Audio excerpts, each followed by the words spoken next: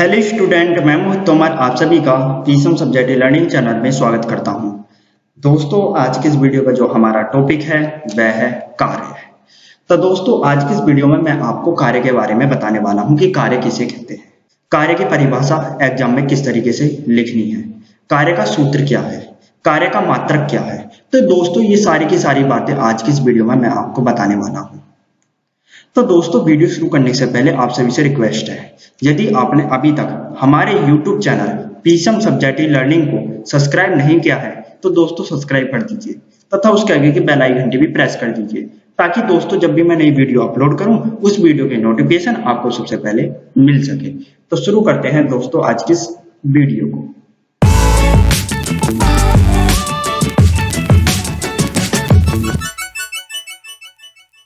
तो दोस्तों, आपको हेडिंग डालनी है कार्य। क्या हेडिंग डालनी है दोस्तों? कार्य।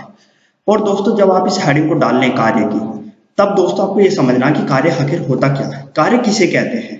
तो दोस्तों देखिए, कार्य का अर्थ किसी क्रिया के संपादन से होता है, जैसे पुस्तक पढ़ना, साइकिल चलाना, कलाकृति बनाना, भारी बोझ को एक स्थान से दूसरे स्थान पर ले जाना आदि। देखिए दोस्तों, दैनिक जीवन में आप जो भी काम करते हैं, जो भी क्रिया करते हैं, जैसे पुस्तक पढ़ना, साइकिल चलाना, भारी बोझ को एक स्थान से दूसरे स्थान तक ले जाना, एक वस्तु को एक स्थान से दूसरे स्थान तक ले जाना, दौड़ना, खाना, पीना, ये जितनी भी क्रियाएं हैं, जितनी भी काम हैं आपके दैनिक जीवन में, ये सारे के सारे काम, ये सारी की सारी क्रियाएं हमारी कार्य कहलाती है। क्या कहलाती है दोस्तों? कार्य कहलाती है। आप दैनिक जीवन में जो भी क्रिया करेंगे, जो भी काम करेंगे, चाहे वो साइकिल चलाना हो, पुस्तक पढ़ना हो, खेलना हो, कूदना हो, दौड़ना हो, खाना खाना हो, एक वस्तु को एक स्थान से दूसरे स्थान तक ले जाना हो, ये जितने भी काम है, जितनी भी क्रियाएं, ये हमारी क्या कहलाती है दोस्तों? कार्य कहलाती है। क्या कहलाती है दोस्तों? कार्य कहलाती है। तो दोस्तों, आपको ये तो समझ में आ गया है कि कार्य किसे कहते हैं। परंतु दोस्तों, जब आपसे एग्जाम में कार्य की परिभाषा पूछे तो आप इस तरीके से तो कार्य की परिभाषा नहीं लिख सकते। तो दोस्तों, जब भी आपसे एग्जाम में कार्य की परिभाषा पूछे तो आपको इस तरीके से लिखनी है। तो दोस्तों, पहले तो आपको हेडिंग डालनी है परिभाषा। क्या हेडिंग डालनी है दोस्तों? परिभाषा।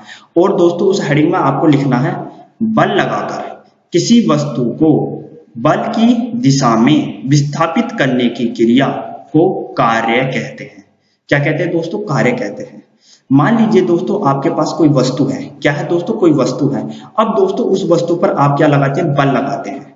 क्या लगाते हैं दोस्तों? बल लगाते हैं। तो जैसे ही दोस्तों उस वस्तु पर आप बल लगाओगे तो वह वस्तु बल लगाते ही वह वस्तु बल की दिशा में चलने लगेगी, बल की दिशा में क्रिया करने लगेगी। और दोस्तों, जब किसी वस्तु पर बल लगाया जाता है और बल लगाने के बाद वह वस्तु बल की दिशा में क्रिया करने लगती है तो उसे हम क्या कहते हैं दोस्तों? कार्य कहते हैं। उसे हम क्या कहते हैं दोस्तों? कार्य कहते हैं। तो दोस्तों, आपको समझ में आ गया है कि कार्य है क्या। आप इस बात को जरा एक चित्र के माध्यम से भी समझ सकते हैं। दोस्तों देखिए, मेरे पास ये वस्तु है। ये क्या दोस्तों? वस्तु है। अब इस वस्तु पर ये जो व्यक्ति हैं ये बल लगा रहे हैं। क्या लगा रहे हैं दोस्तों? बल लगा रहे हैं। तो दोस्तों, जैसे ही ये व्यक्ति इस वस्तु पर बल लगाएंगे तो यह वस्तु जो है बल की दिशा में चलने लगेगी। मान लीजिए ये व्यक्ति इस वस्तु पर उत्तर दिशा की ओर बल लगाते हैं तो यह वस्तु उत्तर दिशा की ओर चलने लगेगी। मान लीजिए ये व्यक्ति इस वस्तु पर दक्षिण दिशा की ओर बल लगाते हैं तो यह वस्तु जो है दक्षिण दिशा की ओर चलने लगेगी। कहने का मतलब यह है दोस्तों, जब किसी वस्तु पर बल लगाया जाता है और वह वस्तु बल की दिशा में क्रिया करने लगती है तो वह हमारी क्या कहलाती है? कार्य कहलाती है। क्या कहलाती है दोस्तों? कार्य कहलाती है। तो दोस्तों, आपको समझ में आ गया होगा कि कार्य किसे कहते हैं, और यह भी आपको समझ में आ गया होगा कि कार्य की परिभाषा एग्जाम में किस तरीके से लिखनी है। बल लगाकर किसी वस्तु को बल की दिशा में विस्थापित करने की क्रिया को कार्य कहते हैं। तो दोस्तों, आपको कार्य की परिभाषा अच्छे से समझ में आ गई है। अब दोस्तों, बात करते हैं कार्य के सूत्र पर कि कार्य का सूत्र क्या होता है। तो दोस्तों, कार्य का सूत्र होता है कार्य बराबर बल गुणा विस्थापन। क्या होता है दोस्तों? कार्य बराबर बल गुणा विस्थापन। दोस्तों, जब भी हम कोई भी कार्य करेंगे तो कार्य करने के लिए किसकी आवश्यकता होती है? बल की आवश्यकता होती है। और जिस भी वस्तु पर हम कार्य करेंगे तो वह वस्तु विस्थापित भी तो होगी, हटेगी भी तो सही। तो दोस्तों, बल और विस्थापन की क्या हो जाती है दोस्तों? गुणा हो जाती है। और बल और विस्थापन की जब गुणा होती है तो हमारा क्या निकल के आता है? कार्य निकल के आता है। इसलिए दोस्तों, हम कहते हैं कार्य बराबर बल गुणा विस्थापन। ये कार्य का क्या बन गया दोस्तों? सूत्र बन गया। अब दोस्तों कार्य को जो हम व्यक्त करते हैं वो W से व्यक्त करते हैं। किससे व्यक्त करते हैं? W से। और बल को हम किससे व्यक्त करते हैं? F से।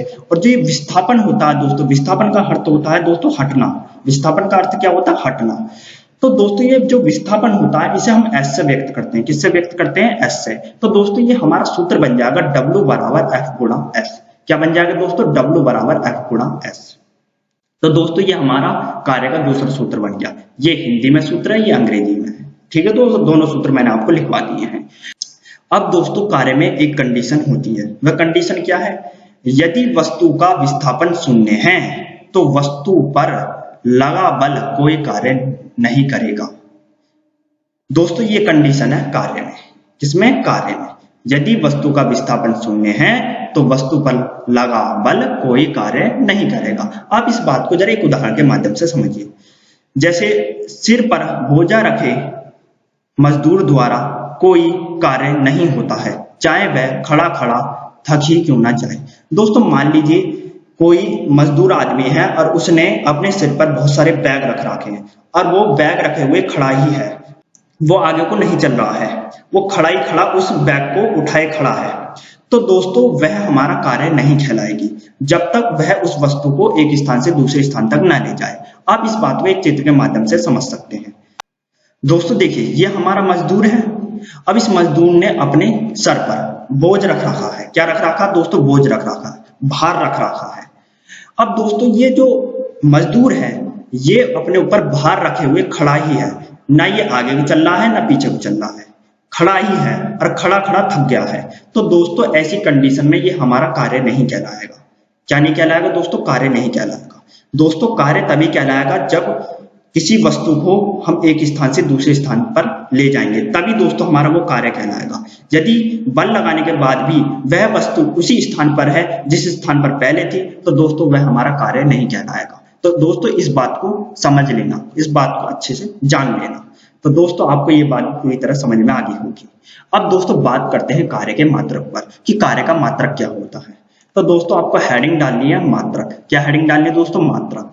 और दोस्तों आपको इस हेडिंग में लिखना है कार्य का मात्रक न्यूटन मीटर अथवा जूल होता है। क्या होता है दोस्तों कार्य का मात्रक? न्यूटन मीटर अथवा जूल। दोस्तों आप चाहें तो कार्य का मात्रक न्यूटन मीटर लिख सकते हैं, चाहे जूल भी लिख सकते हैं, ये आपकी मर्जी है। जो सा चाहे उस तरीके से आप कार्य का मात्रक लिख सकते हैं। दोनों में कोई सा भी लिख दीजिए, दोनों ही सही है।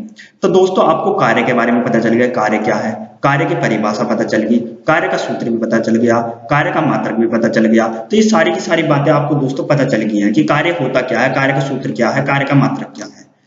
तो दोस्तों यदि आपको हमारी ये वीडियो पसंद आई है तो लाइक सब्सक्राइब शेयर जरूर कीजिए। दोस्तों आपका हमारी वीडियो देखने का बहुत बहुत धन्यवाद।